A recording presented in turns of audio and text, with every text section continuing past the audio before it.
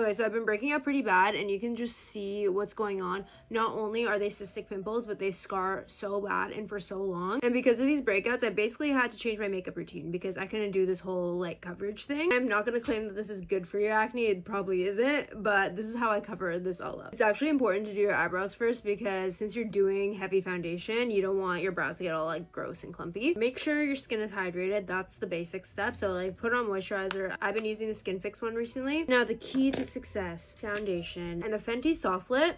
I swear, if you have breakouts, if you have scarring, if you have discoloration, this is gonna be your best friend. Honestly, I like using the brush that they have because it's really, really dense, so it gives you so much more coverage, but just watch. Obviously, you're gonna see the texture and stuff, like I'm not gonna lie to you, that's not gonna go away. But at least the color is gone. Guys, low-key, I'm getting really worried about the TikTok ban. We're just gonna slide that in here right now. I'm Canadian, but I'm worried for all you guys that are in the US, and I don't wanna lose you guys. I just think social media is really, really gonna change if we lose TikTok, and I'm not excited for it. I love my Dior concealer. I cannot find it for the life of me, but I also love the Bye Bye Dark Spot. It's specifically made to cover dark spots, so I'm like, kind of works. Fine, I'll put it on the back of my hand because I tell you not to put it directly on your pimples. We put the concealer on, blend all the way around it. Then we take some foundation. We take that foundation and we layer it on top. So then now we have a color match. Perfection. And you can't see anything besides the texture. At this point, I'm going to do my under eye concealer too. Same concealer. Seems early in the routine, but we're going to do powder. Look at all these powder puffs I got. Huda Beauty, go off. Just because this app is about to end, I have to use a big one. Oh, but the mini ones are so cute. Wait,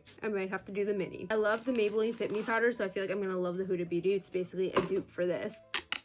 I'm gonna take the powder, pack under my eye, and then at this point I'm gonna take a little mini brush and powder the parts I covered. Basically the reason I do this is because when I put bronzer on, I don't want it to get lifted and take away the coverage. This is my little hack. If you find that your cheeks get blotchy, just skip the cream bronzer. Just go straight to powder. I feel like when I'm having a breakout, I especially do this. I just think it's a much safer bet. Like, watch that. Perfect, no blotchiness. I basically have a breakout like this once every year, and maybe it lasts like 2 months and then somehow it gets better. I don't know how though. Okay, now we're done with powders. My face is matte. We're not interested in that. This is the Urban Decay All Nighter Spray, but this is the hydrating version. Also love the Charlotte Tilbury. Just gonna spray my whole face.